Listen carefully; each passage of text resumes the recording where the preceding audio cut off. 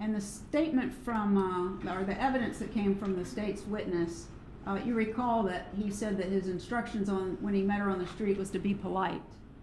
This is not so polite. The next thing, she gets a letter and it says, so my phone is not ringing, so you don't care about Tato and what he did for you. He knows he is fucked, and soon so will you. Now, it doesn't say I'm going to kill you, but now the threatening behavior is coming, and they're taking the next step to try and get Mrs. Adelson to come out and admit to something. If she pays the $5,000, bingo, right? She doesn't do that. So that happened on April the 26th. Then she does nothing still. She's scared, and you recall from the phone calls, she's scared. She thinks it's someone related to the killer. She's worried about her safety. She thinks something bad is going to happen to her, but Charlie just keeps saying, Mom, everything's okay. You have nothing to worry about. Then on May the 4th at 2:09 in the morning, the undercover sends her a text message, 2:09 in the morning. So you don't take me serious. You think I'm playing. You have some puta call me to see if I'm for real? If you think what Katie baby daddy did for you can't come back, you're fucking crazy. I want the now, or I'm going after the 100K. So, threatening. I'm gonna go to the police. This is not going away. Don't think that I'm gone, we're still here, and you're gonna do something about it. That happens on May the 4th. As you recall from going through the wire summary with the state, other calls take place in between. And then on May the 6th, finally, Donna calls the undercover at the number that he had provided initially, that shows here on State's Exhibit 83 with the article about Danny Markel being murdered. Call or text, that's the number that was provided, 305-712-6570, and the dollar amount of $5,000. Now, the state has said to you, innocent people don't fold the paper up and put it in their pocket. I'm pretty sure there's not going to be a jury instruction that tells you she must be guilty because she folded it up and put it in her pocket. She took it very seriously. She got her grandchildren, she went home, and she immediately called Charlie to report that.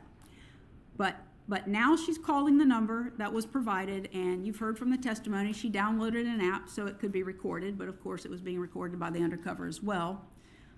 Could we play that call? And I think we have provided a transcript to you because it wasn't provided previously, if you'd like to read along.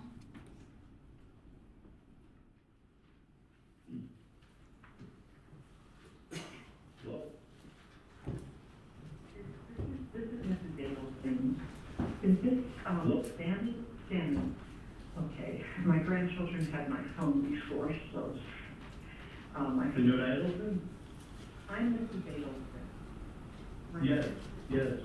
My grandchildren had my phone before, so that's, and I just saw that you called. Oh, okay. You left a message on my voicemail? Right, you did. No. This is my problem. You approached me on Alton Road. You handed me an article from the newspaper about my ex-son-in-law. You told me I need to call you and help your friend who is in prison. Now, at the time you did that, I didn't understand what you were talking about. I didn't call you back. Then you mailed me a threatening letter. Then you send me a text message to my phone that says I'm not taking you seriously. So I am taking you seriously. And I really want you to listen to me. I have to tell you, I mean, this is important. I have been so stressed out. I have spoken to 10 or 12 people who are close friends of mine, telling them about this and basically picking their brains and asking them what I should do, because I don't know your friend who is in jail. You mentioned a name. I don't even know his name. I never spoke to him. I don't know what he looks like. I've never met him. I'm sorry your friend's in jail, but I don't know what that has to do with me. You know exactly what it has to do with.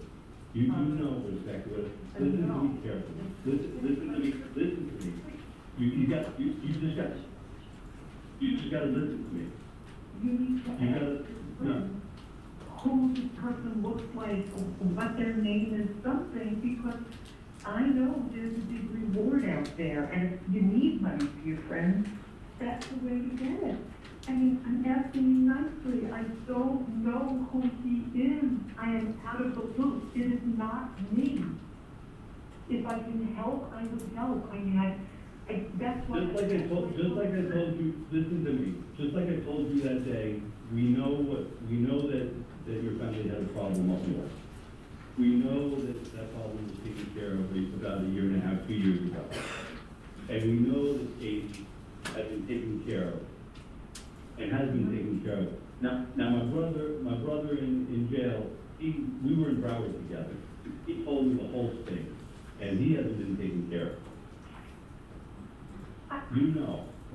Now, all that's being asked for is 5K. That's all we're asking for is for 5K. And he told me everything, and I know everything. I know who's involved. I know everything, and I'll get that 100K for myself. You know, All I ask is to send the 5K. Everybody knows what's going on. I don't, you know, you're saying everyone knows. I know I lost my ex-son-in-law. I did not have anything to do with it. That's why I said, ask him what. That's what my